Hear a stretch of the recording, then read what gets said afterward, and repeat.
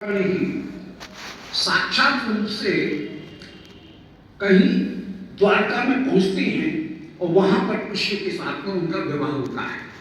कैशोर गोप कन्यास्ता यौवन राज करने का ध्यान रखना चाहिए। एक बहुत महत्वपूर्ण सिद्धांत श्री ललित माधव में रूप गोस्वामी जी ने प्रस्तुत किया, स्कंद पुराण के अनुसार और पद्म पुराण के अनुसार। पद्म पुराण में कहा गया कि षोडशैव सहस्त्राणि गोप्यस्तत्र समागता, और स्कंद पुराण के वचन थे कैशोर गोप कन्यास्ता यौवन में राज करने का। ब्रज की जो गोप कन्या है वे ही यौवन में राज कन्या होकर के विराजमान। श्री रूप गोस्वामी जी इस सिद्धांत को स्थापित करते हैं। ललित माधव नाटक में श्री पौर्णमासी जी नांदी मुखी जी को समझाती हुई कह रही हैं कि ब्रज की गोपियां कहीं नहीं जाती हैं। श्री कृष्ण माधुर विरह में सारी गोपियां ब्रज में ही मूर्छित पड़ी हुई हैं, परंतु इन गोपियों का अत्यंत विरह देख करके वैभव रूप में इन गोपियों की का एक स्वरूप उनको राजकन्या योग माया बना दी थी। तो योग माया ने इन ब्रज की गोपियों को ही राजकन्या बना दिया, अर्थात किसी प्रकार से इन्होंने द्वारका में कन्याओं को पहुंचा दिया और वहां कृष्ण के साथ में विवाह हुआ। तो श्री राधा रानी, चंद्रावली जी, ललिता, विशाखा, पद्मा, शैव्या, भद्रा, श्यामला, इन सब के दो रूप हो गए। एक रूप में तो ब्रज में कृष्ण वियोग में ये मूर्छित पड़ी है, और इनकी ही एक अंश वैभव रूप में ये ही सारी कन्याएं जब द्वारका में पहुंची तो द्वारका में इनके साथ में श्री श्याम सुंदर ने विवाह किया। और जब विवाह हुआ तो ब्रज की गोपिकागणों का जैसे विरह भाव कुछ शांत हो जाएगा, धीमा हो जाएगा। जैसे तेज बुखार आ रहा हो तो पुरानी एक पद्धति थी चिकित्सा की कि कांसी की कटोरी में लेकर के और पगथली में घी लगा करके यदि कांसे की कटोरी रगड़ी जाए तो नीली हो जाएगी पगथली, उसमें नीला रंग छूटेगा, उसका गर्मी से नीली हो जाएगी, परंतु सिर की गर्मी दूर हो जाती है। तो पैर रगड़ने से सिर का बुखार, सिर की गर्मी दूर हो जाए। ऐसे ही द्वारका में जब छाया रूप इन गोपियों का, वैभव रूप इन गोपियों का राजपुत्री के रूप में कृष्ण के साथ में विवाह होता है, तो ब्रज गोपिकागणों का यहाँ जो उद्दाम ताप है और जो मूर्छित पड़ी हुई हैं उनकी मूर्छाएं दूर हो जाएं और वो ताप दूर हो जाए। श्री ब्रज गोपिकागण उनके ही एक अंश द्वारका में पहुंचे। श्री राधा रानी उनकी ही एक अंश रूपा श्री सत्यभामा है। चंद्रावली जी के अंश रूपा रुक्मिणी, श्री नागनी जी वे पद्मा होकर के विराजमान है। श्री जाम्बवती ये ललिता होकर के विराजमान है। कालिंदी द्वारका की, यही ब्रज की विशाखा और कालिंदी यमुना, इन दोनों की स्वरूप धारण करके विराजमान है। भद्रा भद्राई हैं, जो श्यामला हैं वे लक्ष्मियां होकर के विराजमान हैं। जो शैव्या हैं वे मित्रवृंदा होकर के विराजमान। अतः षोडशैव सहस्त्राणि गोप्यस्तत्र समागता, 16,000 गोपियां, 16,100 ये द्वारका में भी कभी कादाचित की लीला में ये द्वारका में भी पहुंच जाती है, और द्वारका में पहुंच करके श्री कृष्ण के साथ में मिलन प्राप्त करती हैं, और लीला शक्ति इनके मिलन के द्वारा ब्रज गोपिकागणों के विरह ताप को कुछ शांत कर देती है। उस क्रम में माधुर विरह में श्री राधा रानी कभी ब्रज में अत्यंत व्याकुल है, और अत्यंत व्याकुल होने पर श्री राधा रानी यमुना जी के किनारे गई अपने नित्य नियम के अनुसार सूर्य को अर्घ्य प्रदान कर रही हैं। श्री कृष्ण ने जो इनको होली लीला में स्यमंतक मणि प्रदान की थी, उस स्यमंतक मणि को श्री सूर्य भगवान को अर्घ्य में जो समर्पित किया और उसी समय यमुना में छलांग लगा दी, मूर्छित होकर के गिर गई। छलांग क्या लगाई? अपने आप ही मूर्छित हो गई, गिर गई। सूर्य भगवान तुरंत उपस्थित हुए और सूर्य भगवान ने उस मणि को भी प्राप्त किया और उस मणि के साथ साथ उस कन्या को भी प्राप्त किया और ले जाकर के सूर्य मंडल में अवस्थित किया। श्री सूर्य मंडल में श्री राधिका अत्यंत अत्यंत व्याकुल है। 17 सूर्य के मित्र भी हैं और सखा भी हैं। सूर्य सत्याजित को संबोधित करते हैं, हे मित्र। सत्याजित ने मुस्कान करते हुए देखा, बोले अरे मैं कायवार का मित्र हूं, मैं तो आपके चरणों का दासों का दास हूं। मित्र तो बराबर तेज वाला होता है, मुझ में तेज कहां? सूर्य बड़े उदार, बोले मैं तुझे अपने शरीर का मित्र ही बना देता हूं, मित्र को मित्र जैसा ही बना देता हूं। तो सूर्य भगवान ने उस समय सत्याजित को सूर्य भगवान ने वो मणि जो है वो दी। अब सत्याजित उस मणि के तेज को सहन नहीं कर सकते, उसमें बड़ी गर्मी निकले, बहुत तेज चौध आ रहा है। सूर्य भगवान ने उस मणि को ही कहीं घिसघिसू करके थोड़ा कम करके उसका तेज सत्याजित को पहना दिया। श्री सूर्य भगवान के समान जैसा ये दिखने लगा। एक दिन सारे द्वारकावासी बोले कि हे कृष्ण, सूर्य साक्षात आपका दर्शन करने के लिए चले आ रहे हैं। श्री कृष्ण ने कहा ये सूर्य नहीं है, ये तो सत्याजित है जिसने मणि पहन रखी है। सो सत्याजित जब सभा में आया, श्री कृष्ण बोले भाई ऐसी एंटिक चीज दुर्लभ, ये तो राजा के खजाने में रहनी चाहिए, इसके बदले तुमको जितना पैसा चाहिए वो ले लो, कहो तो हम ब्लैंक चेक दे दें, जितना भी जो तुम मांगोगे वो देने के लिए तैयार है।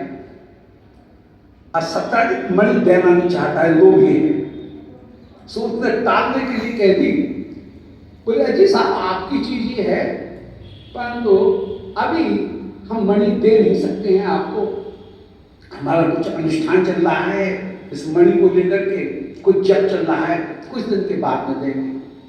कुछ दिन भी बीते, कृष्ण ने फिर टोका, ये बार बार कोई बहाना बना दे। अंत में एक स्थिति ऐसी आ गई कि बहाना बनाने के लिए कोई मौका नहीं मिला और ये हो गया कि परसों तुमको मणि में सौंप दूंगा। परंतु दुखी है कि हाय मणि कहीं निकल नहीं जाए। कृष्ण के दबाव में आकर के हाँ तो कह दी है, परंतु मणि देना नहीं चाह रहा है फिर भी। सो इसने अपने छोटे भाई प्रसेन को बुलाया और प्रसेन को बुला करके ये कहा कि भैया देख, आज कृष्ण का तकादा पूरा करना है और कृष्ण मुझसे मणि लेने के लिए आएंगे। आज डील पूरी होनी है, कृष्ण के साथ में जो डील हुई है आज पूरी होनी है। तू एक काम कर, मणि पहन करके तू भाग जा, कृष्ण आएंगे, बहाना बना दूंगा कि अजी मेरा छोटा भाई जबरदस्ती जिद करके मणि पहन गया है और कृष्ण को टाल दूंगा, फिर देखूंगा जब होगा। फिर कोई बहाना बना देना, मणि खो गई है, ये हो गया, वो हो गया, कुछ न कुछ कोई बहाना फिर ढूंढेंगे। आज की एक आफत तो कटे। उस मणि की एक विशेषता थी कि जो ब्रह्मचर्य का पालन करे, नियम का पालन करे, अन्न शुद्धि, सदाचार, स्वयं पाकी इत्यादि जो नियम हैं उनका जो पालन करे, उसके पास में तो मणि रहेगी, उसका कल्याण करेगी। और कोई दुराचारी दुर्भाग्य व्यक्ति उस मणि को धारण कर ले तो वो उसका सत्यानाश कर देगी।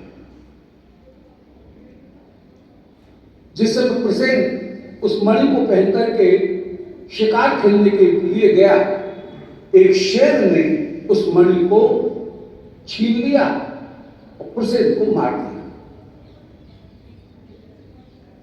जांबवान आए, जांबवान ने शेर को मार दिया और मणि छीन ली और अपनी गुफा में ले जाकर के अपने राजकुमार को दी। राजकुमार ने उस मणि को श्री जांबवती जी, उनको अपनी बहन उनको दे दिया है। श्री जांबवती जी एक देव मंदिर में श्री द्वारकाधीश की पूजा करें। द्वारकाधीश के गुणों को सुन रखा है इन्होंने, सो द्वारकाधीश की पूजा करें और उस मणि से द्वारकाधीश का श्रृंगार करती हुई विराजमान और नित्य उससे श्रृंगार कर।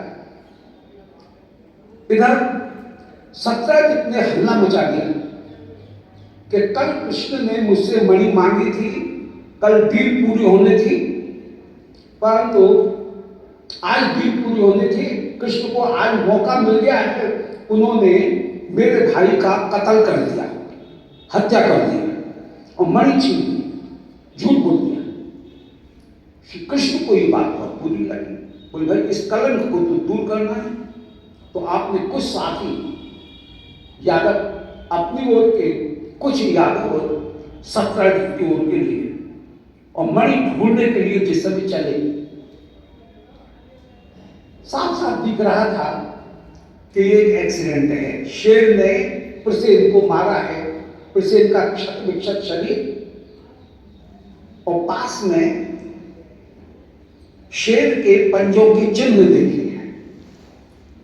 कृष्ण का कलंक दूर हो गया। परंतु कृष्ण कहते हैं भाई यहां यो नहीं छोड़ेंगे, मणि गई तो गई कहां, मणि मिलनी चाहिए और मणि हमारी संपत्ति है और वो क्यों नहीं हमको मिल रही। सो कृष्ण यादवों की मणि यादवों के पास में रहनी चाहिए, इस आग्रह को लेकर के ढूंढने के लिए चले। आगे शेर मरा हुआ पड़ा हुआ है और उसके पास में रीछ के पंजों के चिन्ह हैं और रीछ के पंजों के चिन्ह किसी गुफा के भीतर घुसते हुए देखे। कौन भीतर जाए, किसी ने पीछे से छिपकर के आवाज मारी। बोले ये तो उसको सोचना चाहिए जिसको कलंक लगा है। श्री कृष्ण बोले कलंक तो भैया हमको लगा है। एक वो विवेश भगवान अवस्था पे भय पड़ जाए, सब यादवों को पीछे छोड़ करके अकेले उस फिल्म में प्रवेश करते हैं। जांबवान का युद्ध हुआ, नए पुरुष को आकर को देख करके 28 दिन तक युद्ध हुआ। जांबवान एकदम घबरा गए, मन में विचार कर रहे हैं कि राम रावण युद्ध में मैंने एक मुक्के में रावण को भी मूर्छित कर दिया था। जब रावण ने राम और लक्ष्मण इन दोनों को घेरे में ले लिया, उस समय मैं छुड़ा करके लाया था रामचंद्र को, एक मुक्का बांध करके रावण को भी मूर्छित कर दिया था मैंने। और ये कौन है जो 28 दिन तक मेरे साथ में युद्ध कर रहा है और केवल बचाव करता है, प्रहार करता नहीं है। एक आश्चर्य की बात हो रही है। सो जो ध्यान से देखें, पहचान के पूछ रहे हैं आप मेरे इष्ट श्री राम तो नहीं हैं। भगवान मुस्कुराते हुए बोले भाई राम तो नहीं, हाँ श्याम जरूर है, मणि के लिए आए हैं। महाराज मैं अभी मणि लाता हूं। श्री रूप गोस्वामी जी वर्णन कर रहे हैं ललित माधव में। उस समय ही प्रतिहारी आती है कोई दासी और वो कहती हैं बड़े आश्चर्य की बात है कि राजकुमारी जिस देवता की पूजा करती हैं उस देवता की उन्हार आपसे बहुत मिलती है, आप ही जाकर के संभालिए। बोले राजकुमारी का मणि से इतना प्रेम है क्या? बोले नहीं, मणि से प्रेम नहीं, उस मणि से वे किसी देवता की पूजा करते हैं।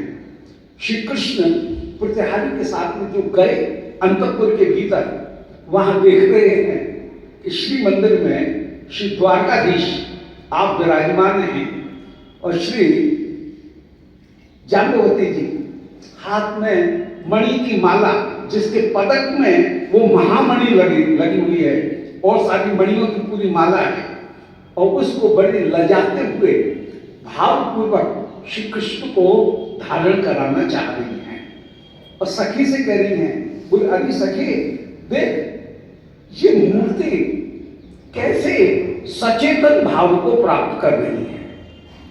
श्री कृष्ण जब जाम्बवती जी के उस भाव का दर्शन कर रहे हैं, श्री कृष्ण तुरंत ही मंदिर में घुसे और मूर्ति को हटा करके, मूर्ति को आत्मसात करके मूर्ति के स्थान पर स्वयं खड़े हो गए।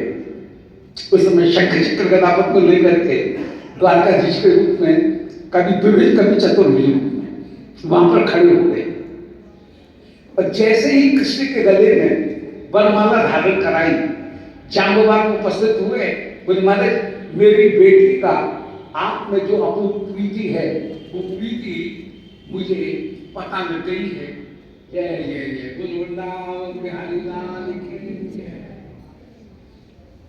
कृपा कृपा बधाई बाबा जय जय कहो हरि।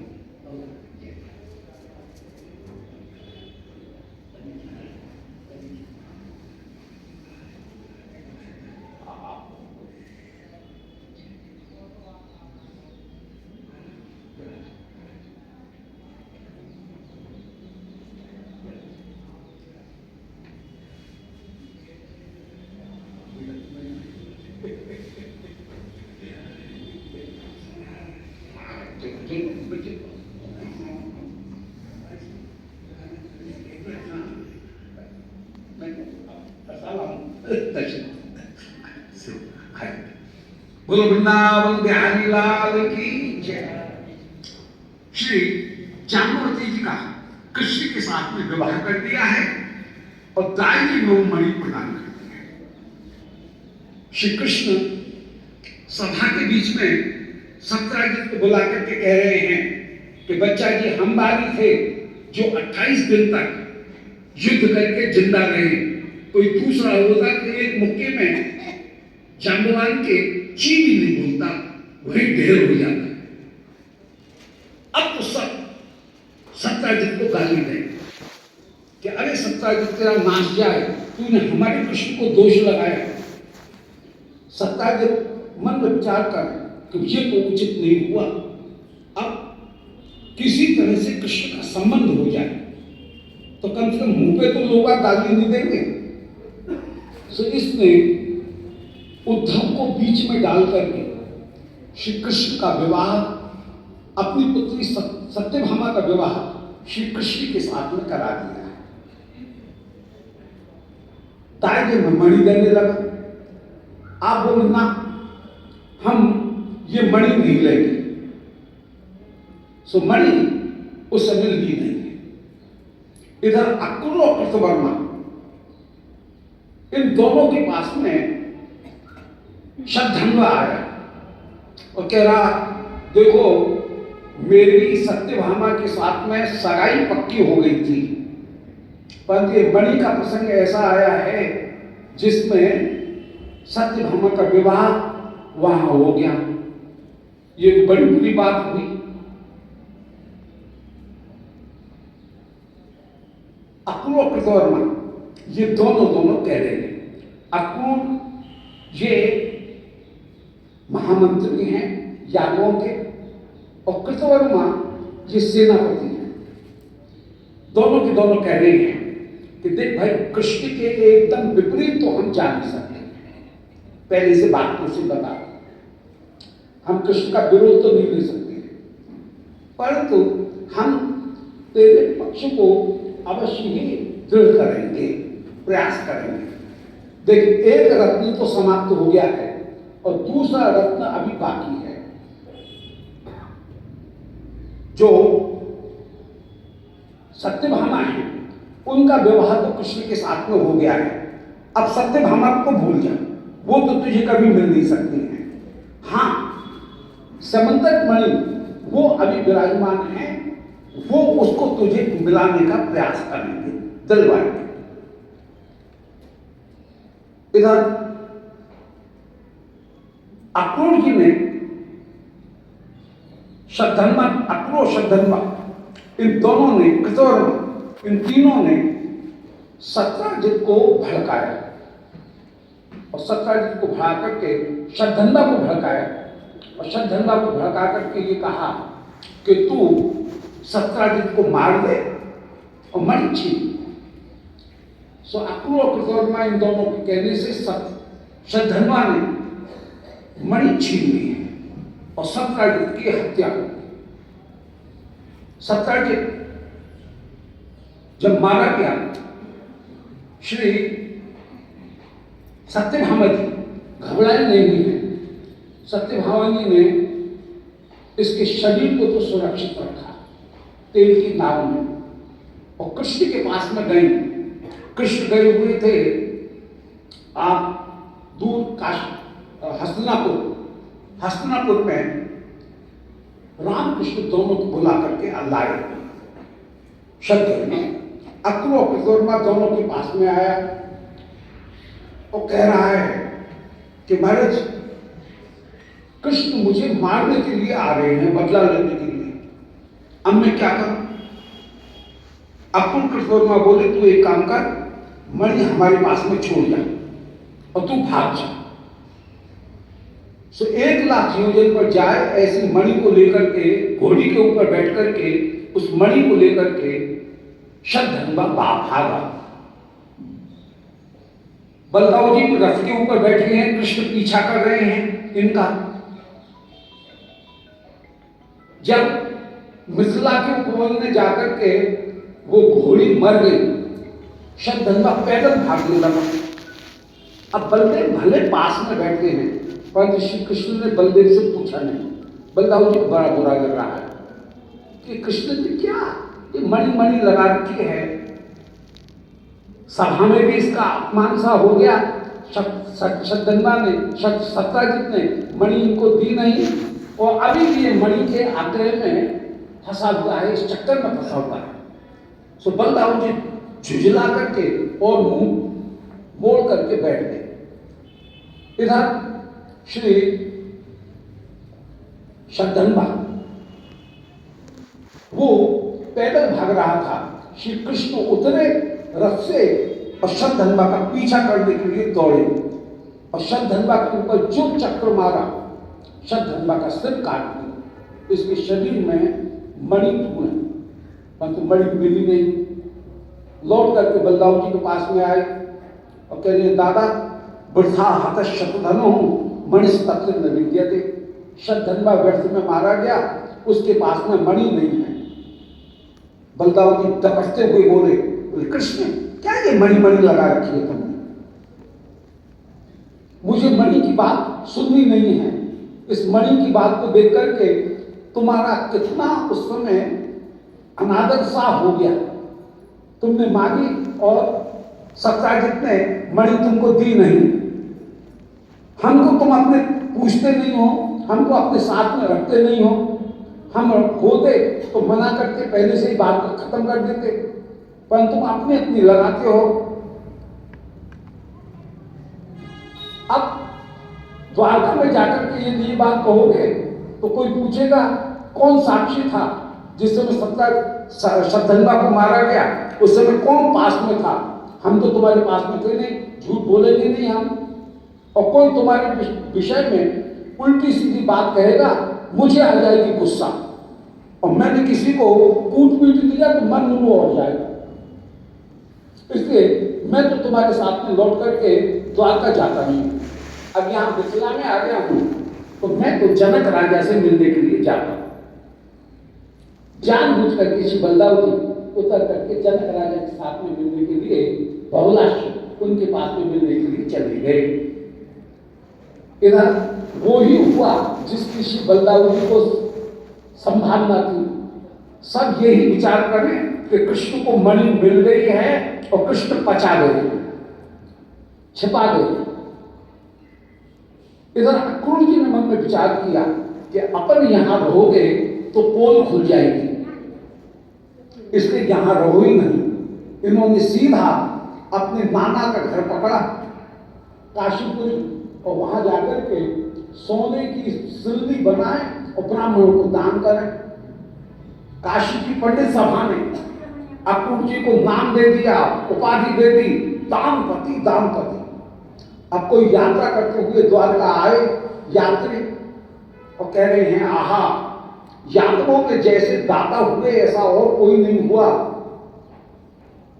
आपके यहाँ के एक व्यक्ति हमारे काशी में गए हैं और उन्होंने साहब क्या यज्ञ किया है, ब्राह्मणों की गरीबी दूर हो गई, सोने की सुल्ली दी है। बोले कौन है ऐसे? वो यात्री बोला कि अक्रूर जी हैं। श्री कृष्ण ने जब सुना, मन में विचार कर रहे हैं कि बाप जन्म में किसी को फूटी कौड़ी नहीं दी और आज जो सोने की सिल्ली पे सिल्ली दी जा रही है, तो कहीं ना कहीं नंबर 2 का माल इनके पास नहीं पहुंच गया है। तो अक्रूर जी को पत्रिका लिख करके बुलाया।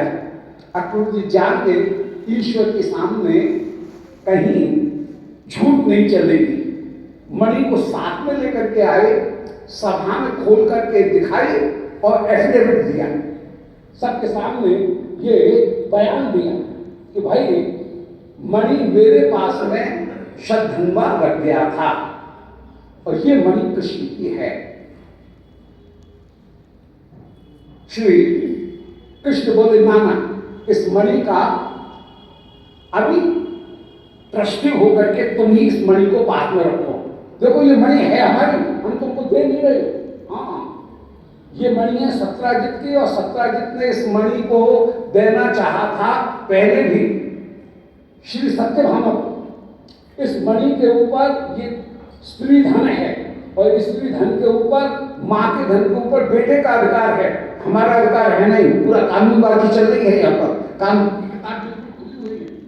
वो स्त्री धन है, वो स्त्री धन के ऊपर जो अधिकार है वो हमारा अधिकार नहीं है। या तो इसके ऊपर सत्यभामा का अधिकार है या सत्यभामा के पुत्र का अधिकार है।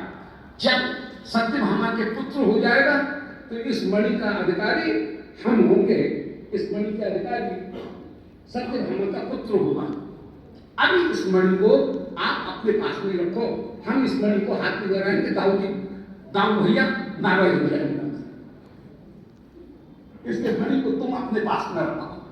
इस प्रकार वो मणि कृष्ण की मणि कृष्ण के पास में ही रही और कृष्ण को मणि का कलंक लगा, ऐसा बढ़िया कलंक कि दो तो ब्याह हो गए सत्यभामा जी के साथ में और श्री नागदेव जी, जाम्बवती जी उनके साथ में।